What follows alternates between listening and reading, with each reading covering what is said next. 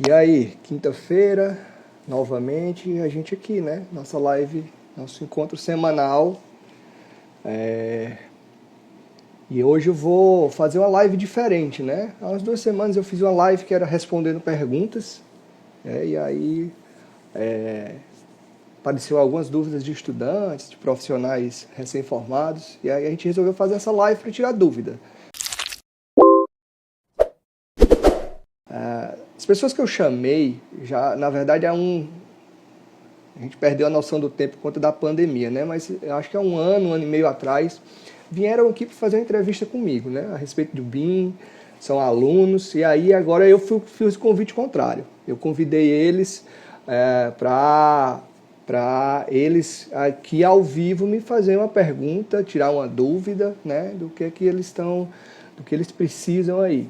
Vamos lá, deixa eu convidar aqui o, o Murilo, tá aqui.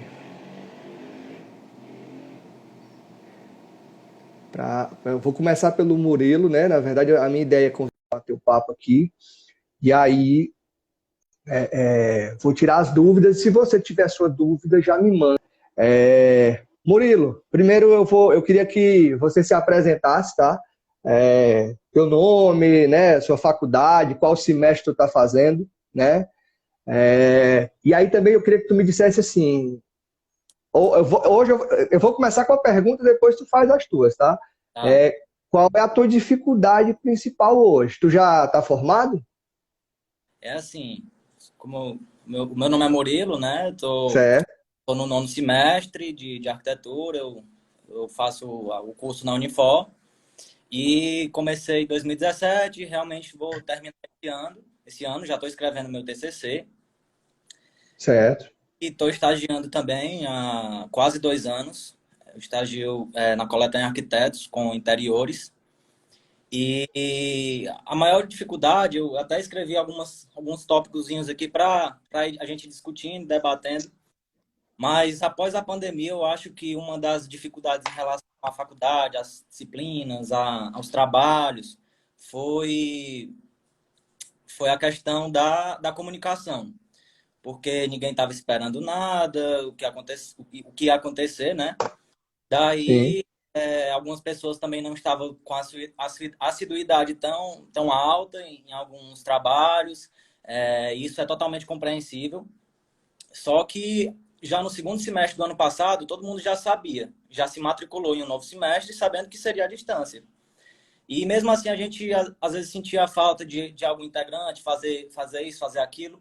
Só que também ainda era compreensível, porque às vezes não tinha internet, o local não tinha tanto acesso às vezes nem computador teria, né? Mas isso é totalmente compreensível. Eu acho que Isso está falando da faculdade, né? Assim, as dificuldades na faculdade em si, que foi, eu acho que o que impactou mais a pandemia foi isso, né? foi. E assim, como eu falei, eu estou escrevendo o meu TCC, né?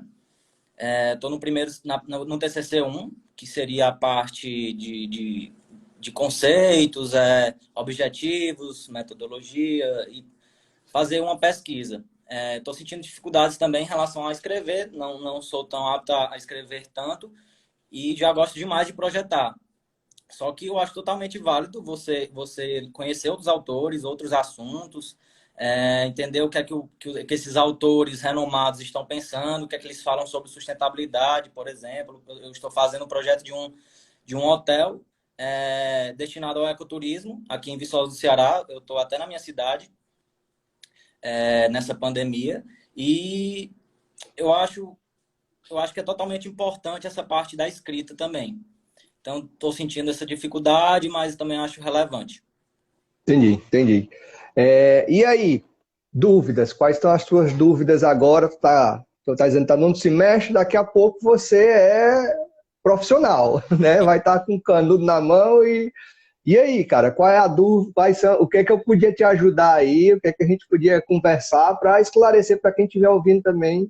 A sua dúvida pode ser a de alguém que está escutando a gente.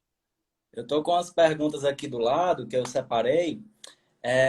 Eu acho que fica a desejar na faculdade em relação à documentação de um projeto. Como funcionam as fases de um projeto? em relação a essa documentação que vai para aprovação na prefeitura? E também qual a documentação necessária para enviar e ser aprovado? Porque, assim, a gente aprende a fazer, a calcular as taxas de permeabilidade, de ocupação, gabarito máximo, olhar na legislação, quais são os parâmetros para aquele terreno. Porém, qual é a documentação, como é que funciona a organização dessa documentação para que eu possa enviar e ser aprovada? Entendi. Cara, assim, a parte burocrática, né? Primeira coisa que o arquiteto tem que entender é que o projeto dele tem que representar o que a lei está pedindo, né? Então, como é que você representa tudo aquilo ali? Os principais índices que você falou, né? Eles são calculados e aí você precisa, às vezes, de memorial de cálculo daquilo ali, né? Então, existem desenhos específicos para isso, tanto que, inclusive, assim, muita gente pega o projeto que aprovou na prefeitura e vai para a obra. Isso não está certo, né? Porque o projeto para aprovação, ele vai para com as informações da aprovação, né? Então, você vai especificando os índices, você vai com memorial de cálculo de áreas, para poder você saber qual é a área construída, para você, o analista calcular aquilo ali, né? Então, é mais dessa forma. Agora, existem uma série de documentações que são além do projeto, né? Então, documentações do proprietário, se for pessoa física, CPF, RG, você precisa de certidão negativa de débitos com prefeitura, ou seja, IPTU pago, você precisa de número de IPTU, né? Você precisa de projeto hidrossanitário, certo? Você precisa de matrícula atualizada do imóvel. Então, assim, muitos arquitetos fazem esse dossiê de aprovação, né? Em outros casos, por exemplo, casas, você pode ter que aprovar antes no condomínio. E aí você, além da legislação que você está falando aí, né? Você já estuda, já dá uma olhada ali na faculdade, você tem a legislação específica de cada condomínio. E a representação específica de cada condomínio. Então, você acaba tendo que estudar aquela lei por condomínio, né? Inclusive, assim, vou dar... O meu mercado é muito casas Alphaville e tudo, né? Então, se você pegar cada Alphaville, cada condomínio que está tendo, está sofrendo alterações pelas próprias associações e está cada um sendo aprovado de um jeito. Então, isso é uma dificuldade que, muitas vezes, é uma barreira para quem está se formando, né? Porque você tem que estudar a lei de cada local, né? Mas, assim, a documentação, você precisa pegar o checklist. Cada prefeitura vai ter o seu, tá? É basicamente o mesmo para todo lugar, mas você vai precisar da documentação do terreno, né? E aí é importante, o que está no nome o nome da matrícula do terreno tem que estar no nome do projeto, tem que estar no nome da ART, tem que estar o nome do IPTU, tem que estar tudo alinhado aquilo ali. Então, muitas vezes, os projetos vão ficando parados porque existem pendências de documento, né? E depois você tem que aprovar em meio ambiente, você precisa de plano de gerenciamento de resíduos sólidos, você precisa de as taxas do meio ambiente, você precisa analisar se aquele terreno não está em nenhuma área. Então, assim, dica que eu vou te dar, pesquisa o checklist da prefeitura, né? O checklist da prefeitura, ele vai te dizer ali o que é que você vai precisar mandar. Inclusive, muda de acordo com o tamanho do projeto, né? Projetos maiores, pode ser um polo gerador de tráfego, então eles vão pedir um estudo de tráfego local. Então, vai aparecendo aí, dependendo do tamanho do projeto. Mas o ideal é você olhar o checklist ali de cada prefeitura, né? A Prefeitura de Fortaleza, você colocar aí checklist de aprovação de projeto, ele já vai aparecer fácil para você dar uma olhada. Obrigado, Reis.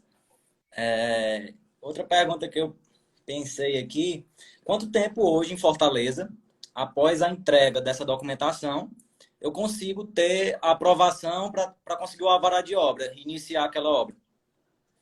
Cara, é difícil te responder isso, mas o que é que acontece? Hoje, Fortaleza especificamente, tem o alvará eletrônico, né? Então, você consegue, sem entrar no processo comum, né, fazer toda a aprovação do projeto de forma eletrônica. Quais são os passos que você vai seguir ali? Você primeiro vai fazer uma adequabilidade, Você vai entender se aquele terreno ele é adequado para o uso que você está tentando, né? Seja residencial, seja comercial, seja industrial, tá?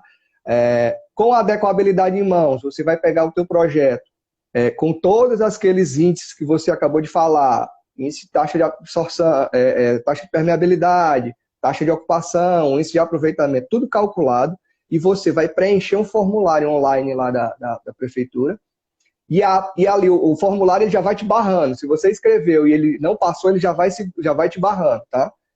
E aí você dá a entrada do processo online, né? O processo online, ele vai demorar ali de 2, 3 dias úteis para ser analisado inicialmente, né? Se tiver alguma pendência, eles vão pedir, e aí você vai mandar toda a documentação em PDF, né?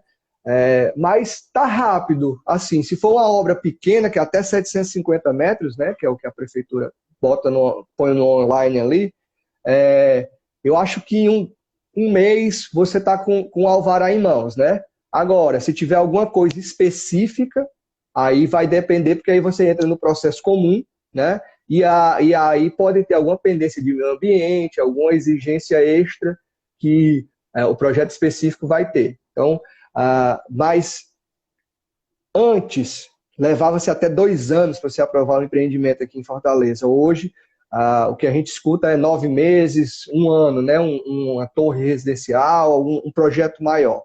Então, acho assim, melhorou muito essa questão do online, né? Então, tá mais dinâmico isso. Certo. Porque assim, a gente vê que, além de demorar tanto para receber essa documentação, imagina ela indo errada, tendo que voltar, consertar e voltar de novo, é esse processo que vai gerar mais dor de cabeça. O que acontece, né? Assim, é o que eu acabei de dizer. Toda a documentação tem que estar alinhada. Então, o IPTU tem que estar no nome do mesmo proprietário que está a matrícula, que está o projeto, que está a RT. Então, tem pendências que às vezes são coisas simples assim, mas demorou. Aí você venceu a tua matrícula atualizada, tu tem que entregar outra, né? Então, às vezes a burocracia demora um pouquinho, que até os documentos vão vencendo. E você tem que ir atualizando esses documentos e começa uma bola de neve, né? Acaba que demora mais por isso. Mas com o online está bem mais rápido. Eu tô bem satisfeito aí com o que a gente vê ultimamente, né? E além de que a informação está mais democrática, né? Quando você faz ali a tua adequabilidade do terreno, ele já vai te dizer ali os índices daquele terreno, o que é que você pode fazer naquele terreno. Agora, se tiver pendência de documentação, vai demorar porque vem cartório, né? Então, aí são prazos que a gente, às vezes, não tem muito como a gente mudar isso. Tá certo. E uma outra pergunta seria, como é que você pré-dimensiona uma estrutura de uma casa, ali no estudo preliminar, para que possa chegar o mais próximo possível do que a parte de engenharia faria, né?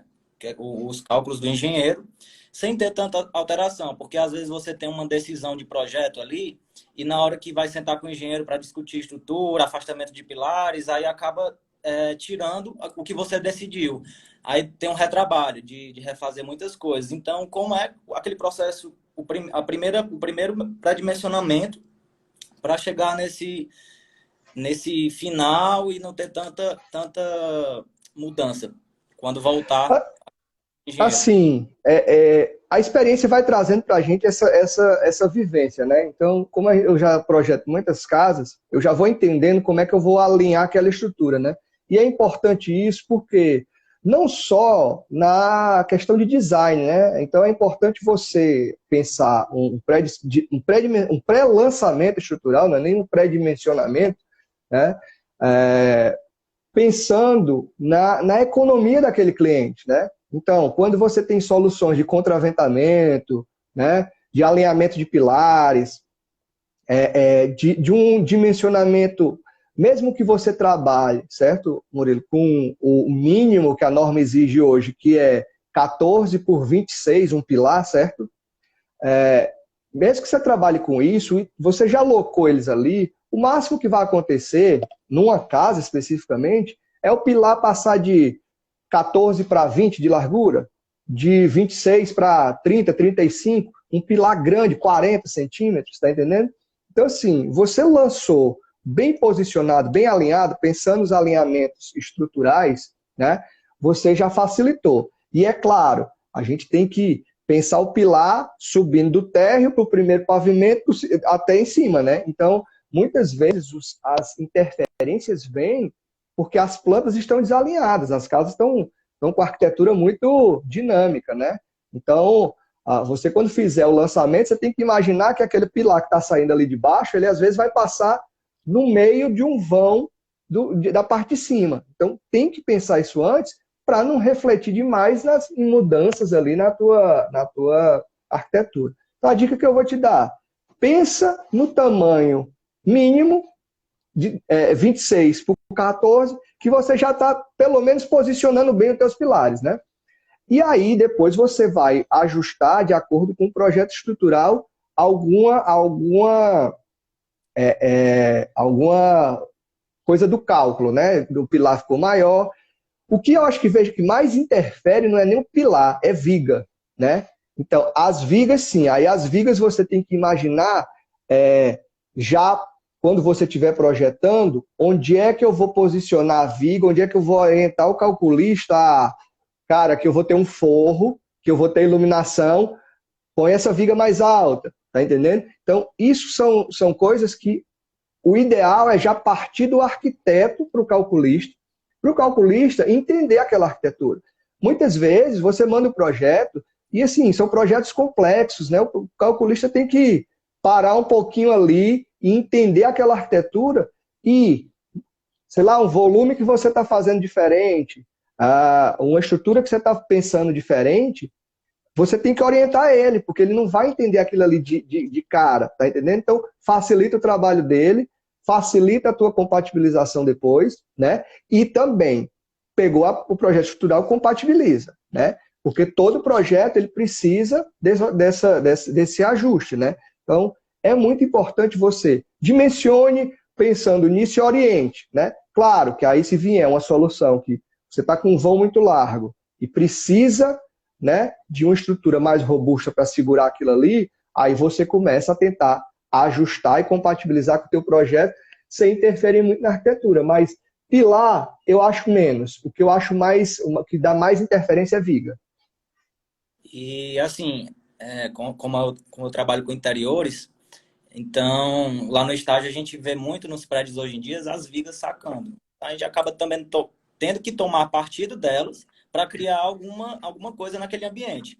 Seja numa pintura, seja num forro, seja... Enfim, às vezes o cliente também não quer gastar tanto com forro. Então, como é que vai esconder aquela viga?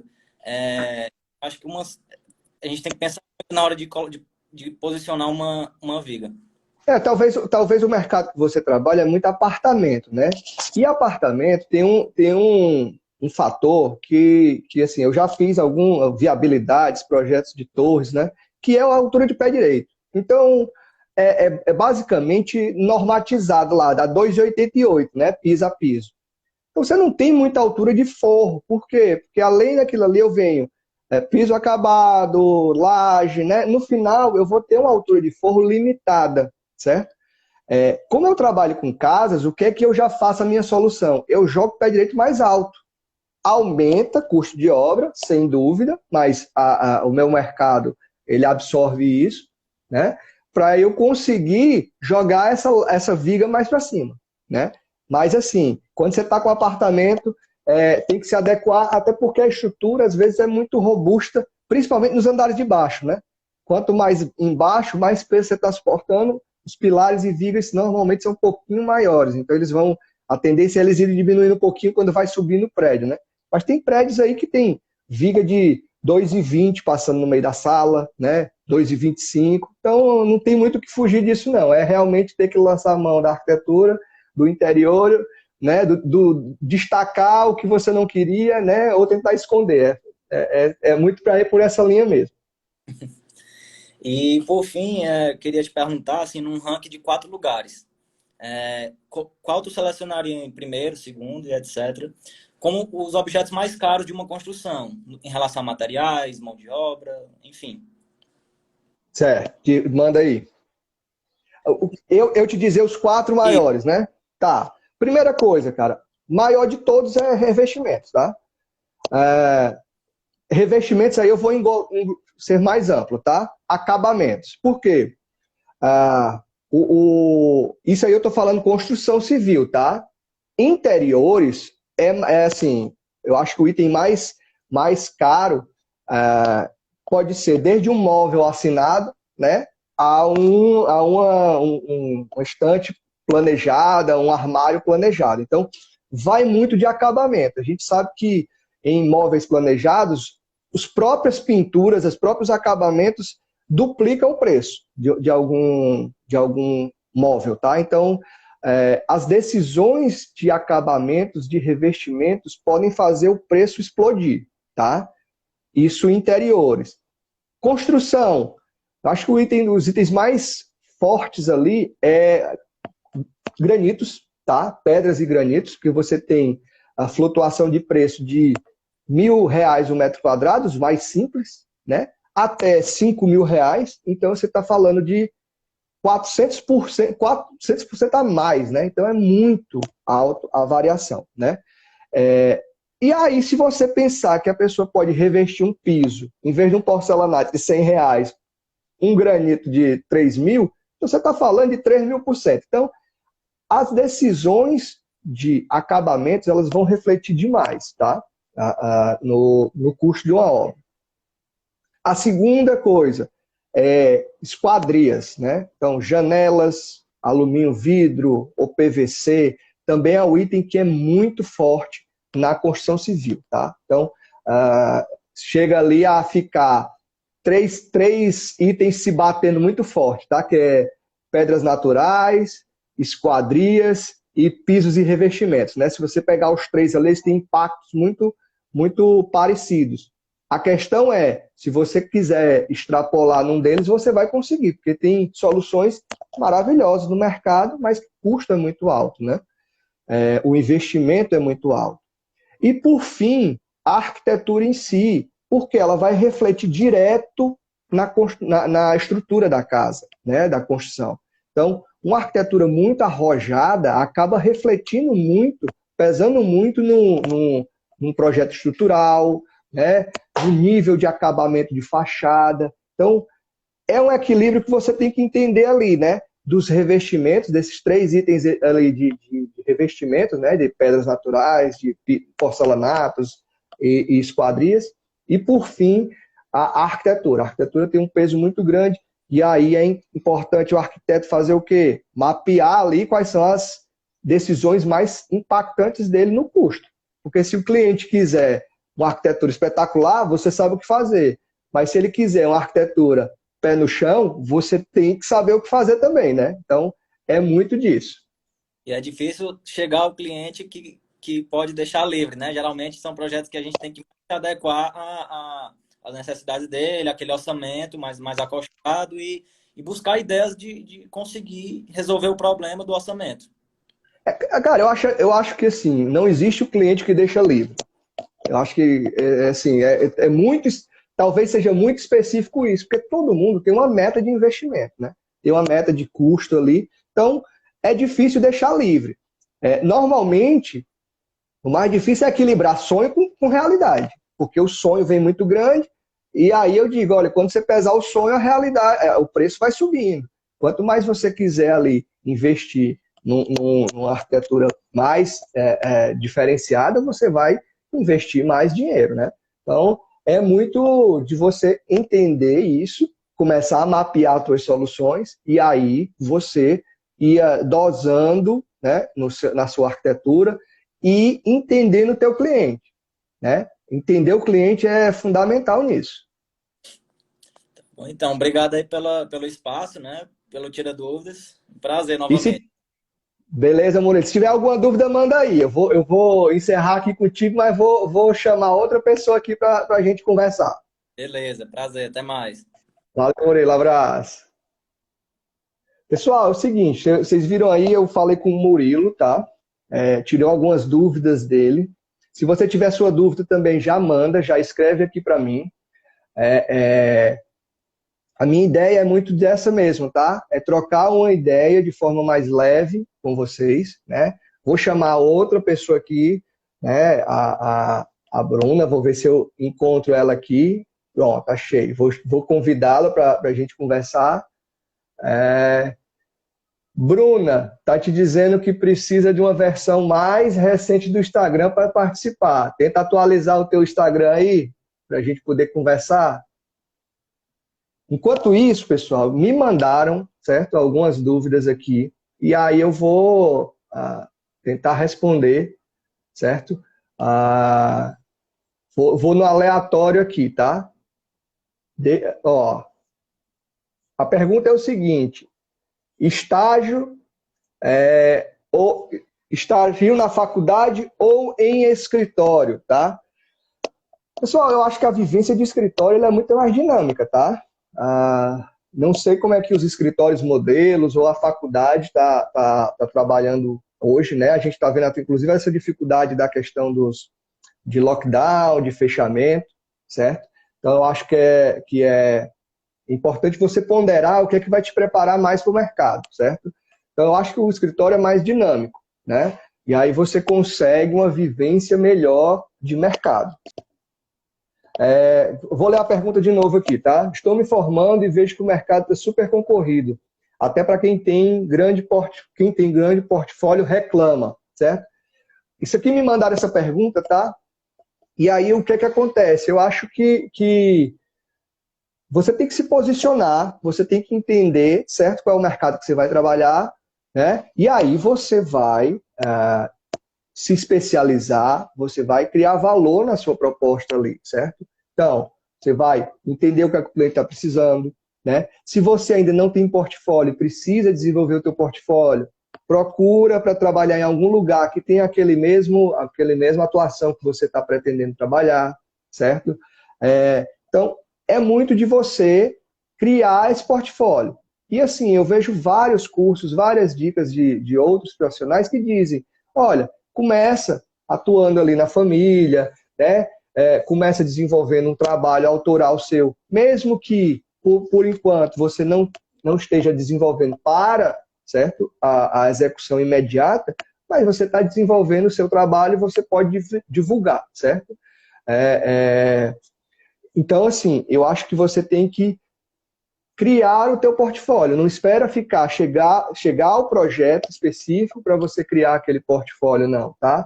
Se você, sei lá, quer se especializar em projetos interiores de bebê, trabalhe aquilo ali. Procura oportunidade naquele mercado. Procura parceria com loja de móveis de bebês, certo? Se você está pensando em projetos de casas, procura parceria com construtoras, né?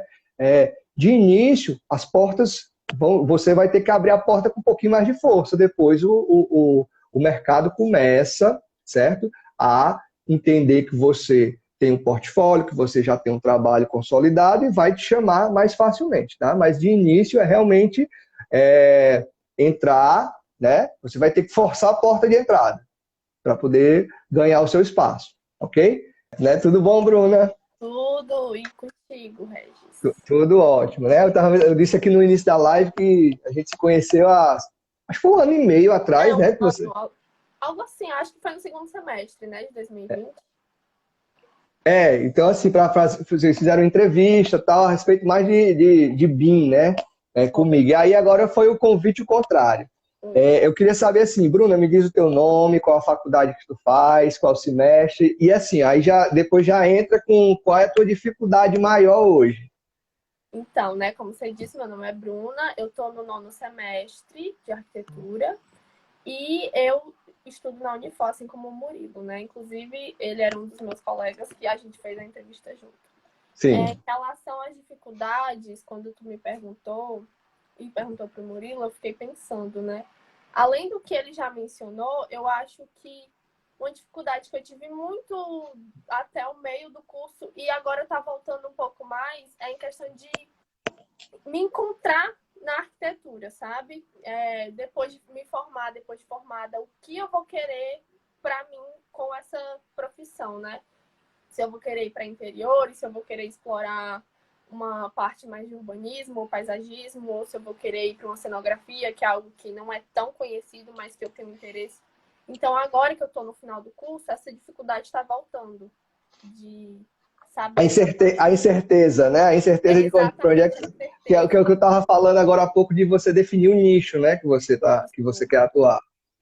Isso era uma das minhas perguntas que eu ia fazer para ti depois, em relação a nichos de arquitetura. Mas, enfim, eu acho que agora é isso. Eu não estou escrevendo meu TCC ainda, porque, por conta da pandemia, né, eu acabei ficando com a cabeça muito cheia, não estava com cabeça para começar a escrever o TCC agora, nesse momento, né? Era para eu estar começando agora. E aí eu dei uma atrasada, estou pensando, ainda estou meio confusa, mas vai dar tudo certo, né? Espero. A dificuldade é mais isso mesmo. Bacana. Mas aí, tu ia me perguntar sobre nicho. Começa logo com essa, então, pra gente me manda aí a tua pergunta. Como já foi falado, né, a questão de ingressar no mercado de trabalho, né? Eu ia perguntar para ti qual, no teu ponto de vista, qual seria a melhor forma de ingressar, mas você meio que já disse isso, né? Você ir fazendo projetos na família, indo atrás, né? Você mesmo tem que abrir suas portas, isso de fato em toda profissão. Mas eu queria perguntar também para ti quais foram os passos que você seguiu quando começou, né? Lá atrás na arquitetura, como foi teu processo? Bom, bacana. Para você entender, tá? Eu me formei em 2005, certo? Mas, assim, diferente de hoje, que todo mundo tem um computador massa, né? Todo mundo renderiza imagens ali maravilhosas, né? Tá mais fácil. Na minha época, era muito difícil isso, a questão de renderização. E aí, eu comecei, na faculdade mesmo, né? Junto com alguns colegas, a fazer uma empresa de imagens. Então, a gente fazia aquelas imagens para empreendimentos imobiliários, né? Então, as portas, a partir daí, foram abrindo por conta disso. Porque eu já estava em contato com construtoras, né? Eu tinha acesso a projetos. Então, assim, para eu fazer a imagem do empreendimento, eu já tinha acesso àquele projeto que a construtora me enviava, né? Mas se engana quem pensa que a porta vai abrir só por você estar lá, né?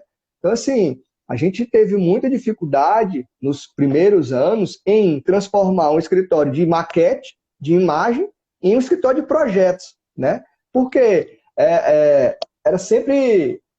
Era até a frase dos construtores, é assim, chama ali os meninos da maquete, porque eram os meninos da maquete, porque a gente era tudo novo, né? Então, a partir daí, sim, apareceu um projeto de um hotel que a gente começou a desenvolver. Era um resort bem grande, tinha 50 mil metros quadrados, na verdade começou com 10 mil. Aí juntou o terreno do lado. Mas as portas foram abrindo muito lentamente e com muita força, né? A gente faz muita força para entrar no mercado, né? Então, para quem está começando hoje, você falou de cenografia, eu já vi mercados de vitrine, né? Então tem muito mercado para arquitetura, para você abrir o leque.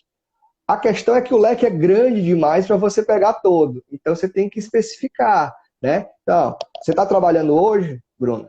Sim, eu estou estagiando no escritório de interiores. Pronto. Então, assim, qual é a dica que eu digo? Primeiro, se você quer essa área, vai estagiar lá. Mas se você não quer, procura outra área. Às vezes a gente fica também meio que sem querer soltar o que está na mão, né? Então, e às vezes você não... Eu mesmo, por exemplo, quando eu comecei com minha empresa de imagem muito cedo, eu estagiei, eu deixei de estagiar em vários lugares bacanas por conta disso, porque eu tinha compromissos profissionais já, né?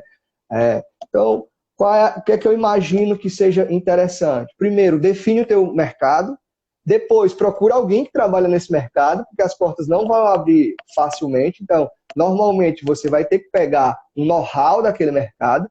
E hoje está mais fácil porque muitos arquitetos estão dando aula de como abrir mercados específicos, né? E aí você pega a arquitetura de interior, de restaurante, arquitetura de lojas, né? Arquitetura de casas. Então tem muitos cursos aí que abrem a mente para você entender aquilo ali.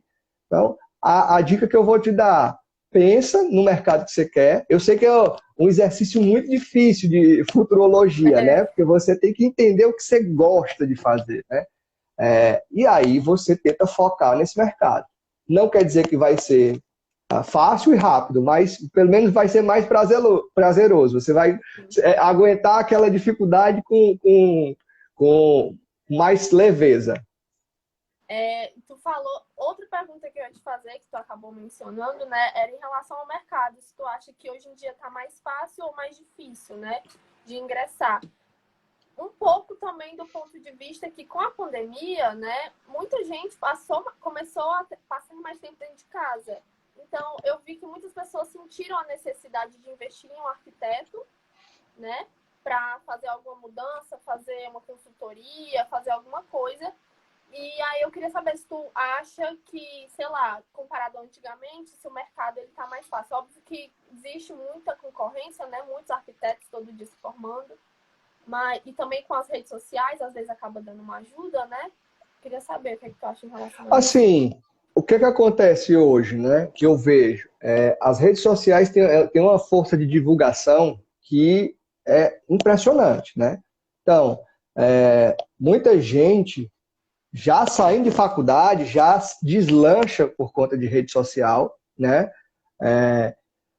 Mas muita gente sente dificuldade. Eu sou de uma geração ali que não é acostumado com a rede social. A gente trabalha a rede social de forma não intuitiva, né?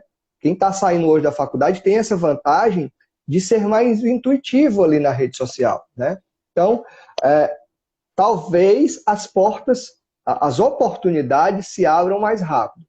Mas assim, você precisa...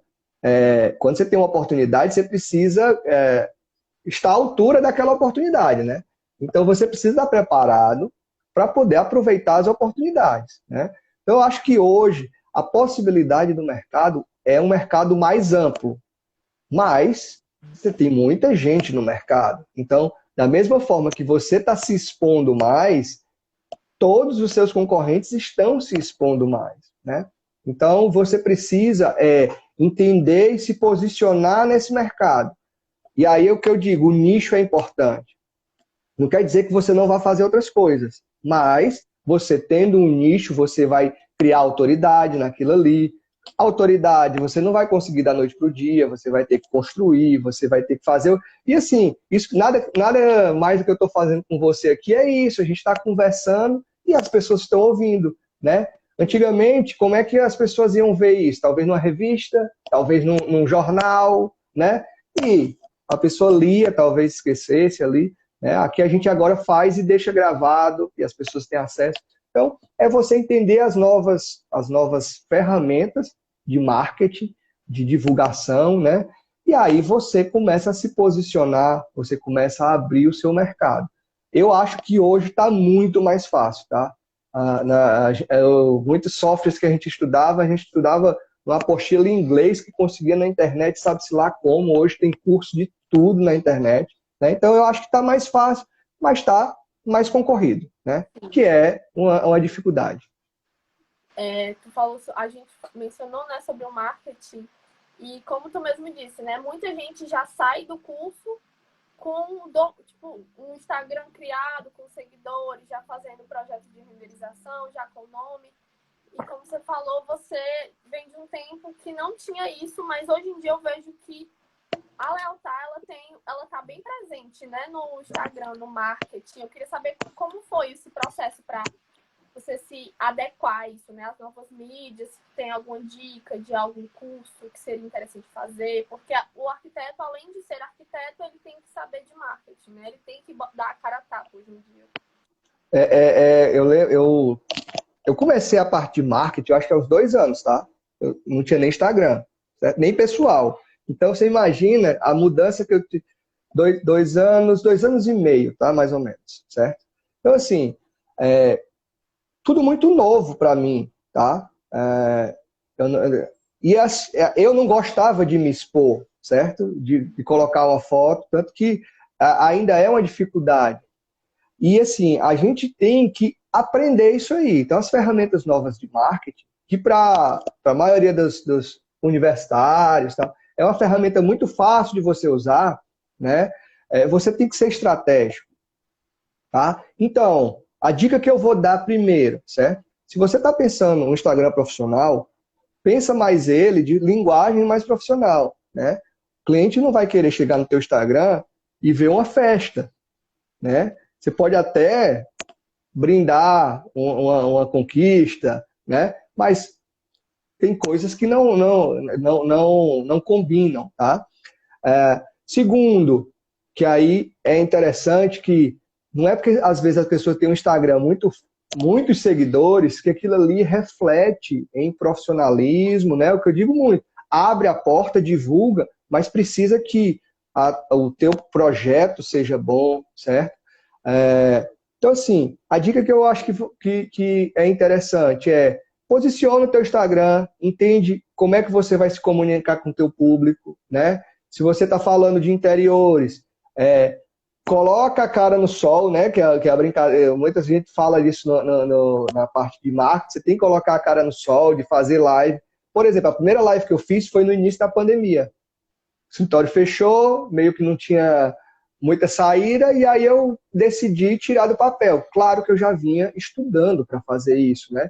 Então, assim, tem que se preparar. Hoje, tudo que você vai fazer, você tem que se preparar, né? Eu não fiz nenhum curso, tá? De mídia social, né? Mas eu tenho uma pessoa que cuida da minha mídia social, que me ajuda muito, né? E que me orienta, né? Então vai me orientar a fazer um story, a fazer um Reels, né? Então, hoje, o carro-chefe é Reels, né? Eu estou tentando fazer, então eu não consegui me adaptar porque tem que ser mais estratégico, tem que ser mais pensado, né?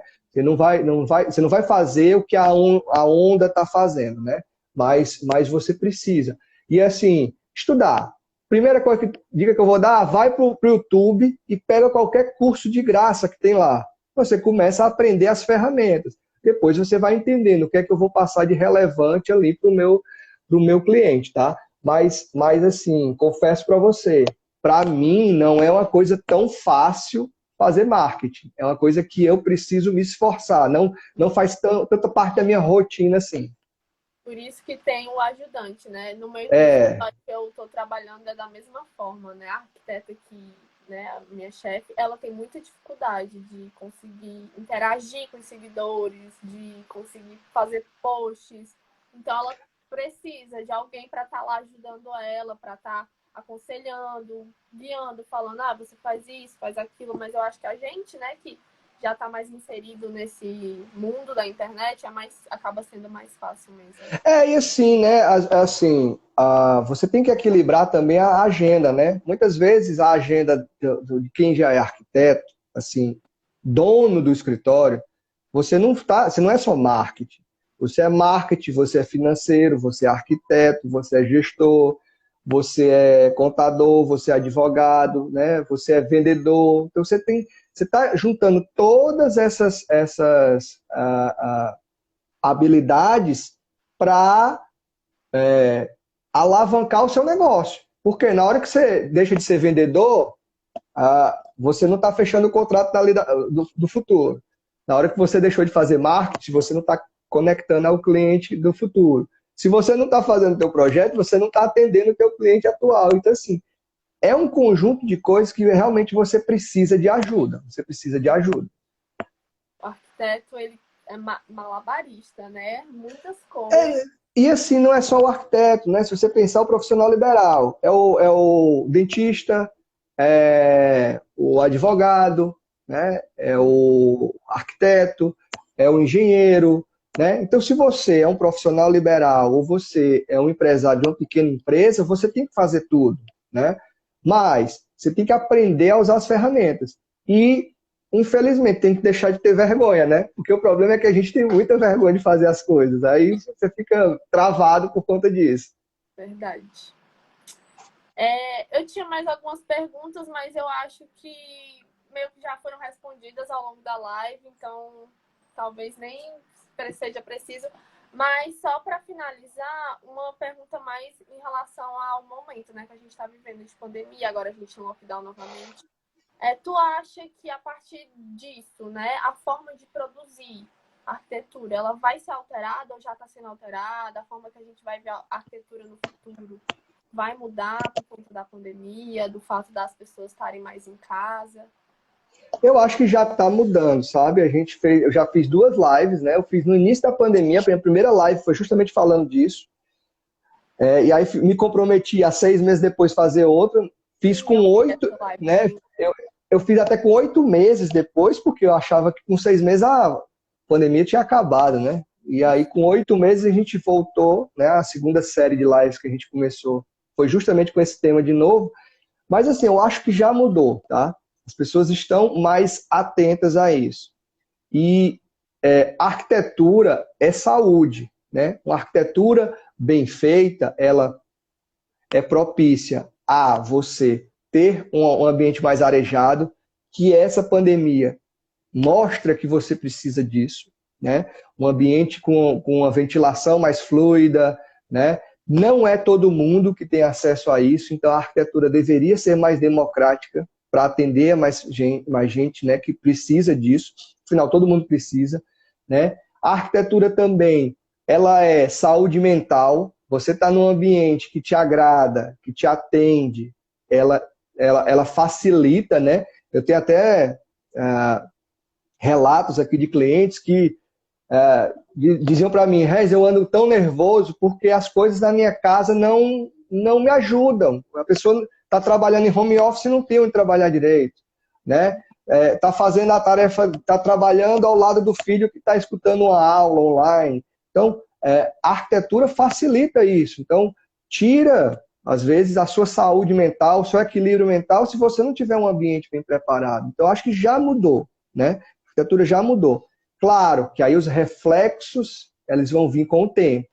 Porque não é todo mundo que está hoje disposto a abrir uma obra dentro da sua casa, principalmente no momento de de aumento, de pandemia, né, de aumento de casos. Mas eu vejo nos reflexos dos novos projetos da gente, já existe uma preocupação com área limpa, com área suja, com onde é que eu vou deixar meu sapato, né, principalmente apartamentos, eu não entrar. Quando você está na sua casa ali, num lote maior, você tem mais espaço para você trabalhar isso. Mas vai mudar, e eu acho que vai mudar, inclusive, a forma da gente trabalhar. Eu falei com o Murilo agora há pouco, e o Murilo está no interior. Exato. E trabalhando, né? Então, onde é que isso era possível ou imaginado há um ano atrás, né? Há quase exatos um ano atrás, né? Que foi o primeiro lockdown. Acho que foi dia 15, né? Há um ano atrás. Então, assim, as tendências mudaram, né? As fronteiras estão caindo. Então, as fronteiras para a arquitetura também estão caindo. Eu vejo muitos escritórios, e a gente também participa disso, de eu estar fazendo projeto no interior do Ceará, eu estou fazendo projeto no Acre, eu estou fazendo projeto na Bahia. Então, as fronteiras caíram. Se você tiver uma forma de trabalhar, e se você se adequar a isso, você profissionalmente vai derrubar fronteiras, né? Mas eu acho que a forma de você conceber a arquitetura também está mudando. Você tem que pensar em vários aspectos novos de como é que eu vou atender aquele cliente.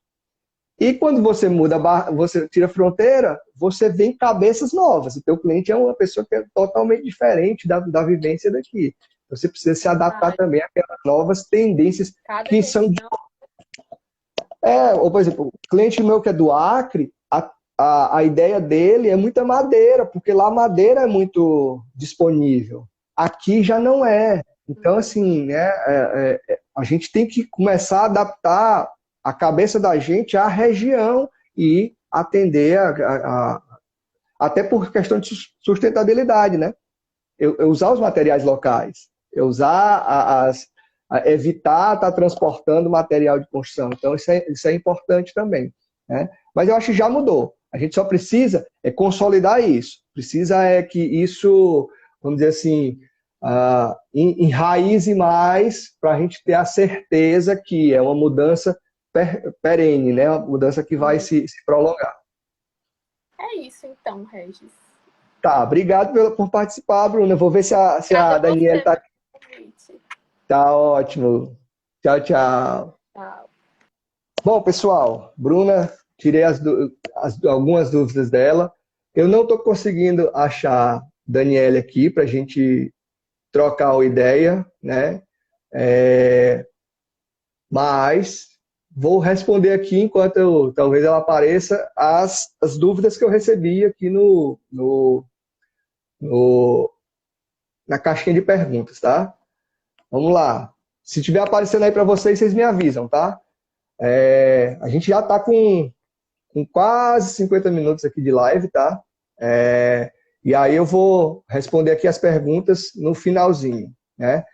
Adoro arquitetura, mas só consigo projeto de interiores. Como quebro essa barreira? Bom, aí eu vou falar novamente aquela questão de você buscar parcerias, né? Então, você tem que buscar uma empresa, uma construtora, né? Ou até mesmo a sua comunicação, né? Se nas suas redes sociais, no seu material de divulgação, você só comunica interiores, a tendência é que as pessoas venham para você por interiores, né? Então, é importante você saber como é que você se posiciona, né? E até mesmo há algumas dificuldades, tá? Que eu vejo quando o arquiteto é muito especialista, quando o profissional é muito especialista, ele acaba tendo dificuldade em desenvolver outros tipos de trabalho, porque ele já está com aquela mentalidade, aquele fluxo de trabalho muito destinado a um tipo de projeto, tá? Então pode ser isso, mas a comunicação traz clientes diferentes. Se você tentar mudar sua comunicação, talvez vá te facilitar derrubar essa barreira, tá bom? Vou aqui responder mais uma.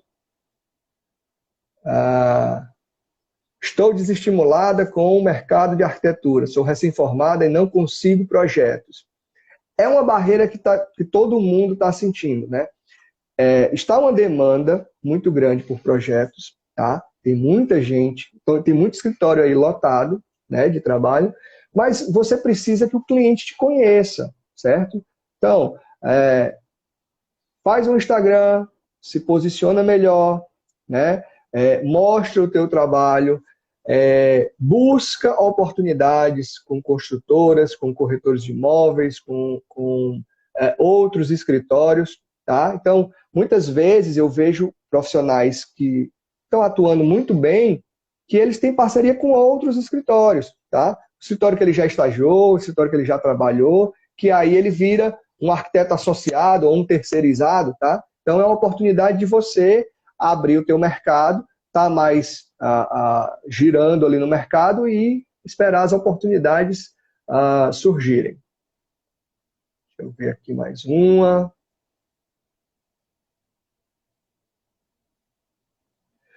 Moro no interior e sinto que a arquitetura não é valorizada. Triste isso. Olha, muita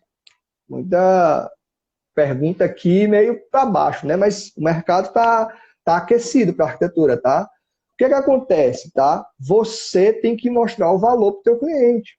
Você tem que mostrar. O cliente, ele não, principalmente no interior dos estados, né? Muitas vezes ele não viveu uma arquitetura diferente, tá?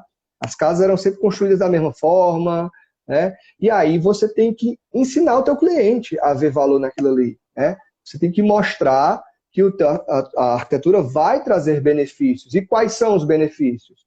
Né? Você tem que mostrar que a arquitetura vai trazer uma valorização para o imóvel do teu cliente, né? Então, isso tudo você tem que construir para o cliente valorizar a sua profissão, tá certo?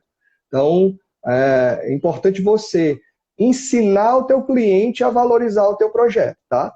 E, claro, você também valoriza, ok? Vamos lá. Eu acho que tem mais algumas. Aqui. Regis, é mais importante imagem ou detalhamento? Vejo muitos só pensando em imagem, tá? A imagem dos projetos, né? Isso, a renderização. Tá? Eu acho que as duas coisas são importantíssimas, tá? A imagem vende o teu trabalho melhor, certo? A imagem te posiciona melhor, te dá mais visibilidade, certo? mas é a parte de venda, de divulgação e de encantamento do cliente.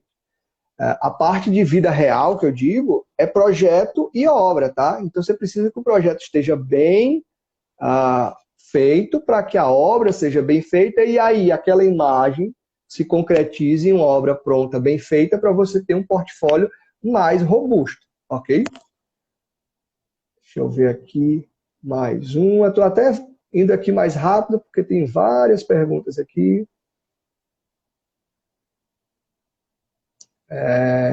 Estou me tornando, já devo abrir o meu escritório, acho que deve ser me formando, né?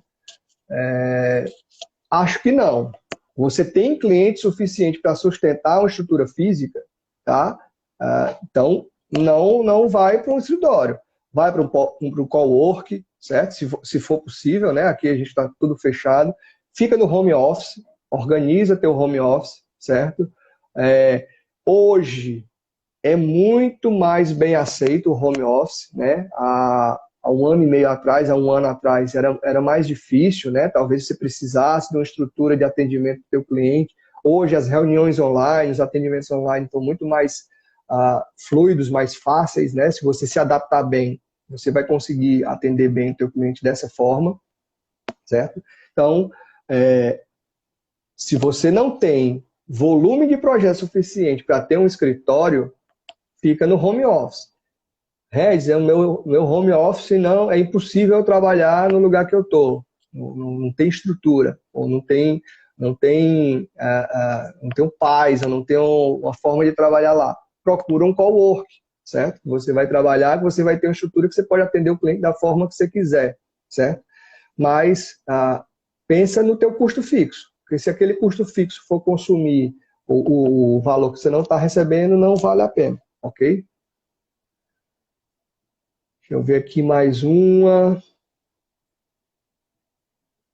Estou em um estágio, mas sinto que não estou aprendendo nada. O que eu faço? Sai do estágio. Se você não está aprendendo nada, sai do estágio, tá? Você tem que estar... O estágio é um momento de você estar para você evoluir, tá? Então você precisa realmente que você saia, procure um lugar onde você consiga essa evolução maior, certo? Já estamos aqui no finalzinho da live, tá? Deixa eu ver aqui. Tenho vergonha de aparecer nas redes sociais. Tenho mesmo que fazer isso para ter sucesso? Sim, tem. Hoje você precisa de divulgação, é o meio mais fácil de você conseguir o sucesso. Talvez não seja o único, provavelmente não é o único, né? Eu conheço vários escritórios que não têm, mas que já estão consolidados, tá? Então, normalmente, você precisa da divulgação, você precisa das redes sociais para conseguir uma abrangência maior do teu trabalho. Mais um aqui, que é a última. Sou recém-formado e sempre tem algo a fazer num projeto antes de entregar o que eu não sabia. Bom, vamos lá. Você sabe quais são todas as etapas do teu projeto? Escreve, tá? Escreve qual é a etapa, o que é que você vai fazer naquela etapa, o que é que você vai entregar para o cliente, certo? Para o cliente saber, para você saber, tá? Aí você consegue ter uma sequência de trabalho e entender que daqui para frente ainda falta alguns passos a serem feitos, tá? Então, muitas vezes, as pessoas se sentem naquele sentimento de vitória, de terminei o projeto, entreguei, mas falta a aprovação, certo? Entreguei, mas falta o acompanhamento da obra. Então, é preciso que você entenda todo o serviço que você está contratado e que o cliente também entenda, tá? Porque se o cliente está te exigindo o que você não colocou no seu contrato, você pode dizer que precisa fazer um aditivo, precisa de algo a mais, de receber aquele serviço, tá? Então, entende teu processo, todas as tuas etapas, as tuas entregas, e se o cliente está te pedindo mais e você não está avisando a ele que é fora do seu contrato, o erro é seu, né? Você precisa orientar o teu cliente, ensinar o teu cliente o que é que ele está te comprando, o que é que você está vendendo a ele, tá bom? Bom, foi aqui a última pergunta, certo? Eu não sei se eu já estourei o prazo aqui e agradeço aí a participação do Murilo e da Bruna, certo? Das dúvidas que tiraram, agradeço também todas as dúvidas que enviaram, e se tiver alguma dúvida, quiser saber mais, tá? Entre em contato com a gente no direct, nas caixinhas de pergunta que a gente está abrindo, certo? Ou da forma que você tem lá o link na bio, que tem o meu WhatsApp, tem o atendimento aqui do escritório, eu fico à disposição para atender e para tirar as dúvidas de vocês, estudantes, clientes, amigos e parceiros. Tá? Um abraço a todo mundo, até mais.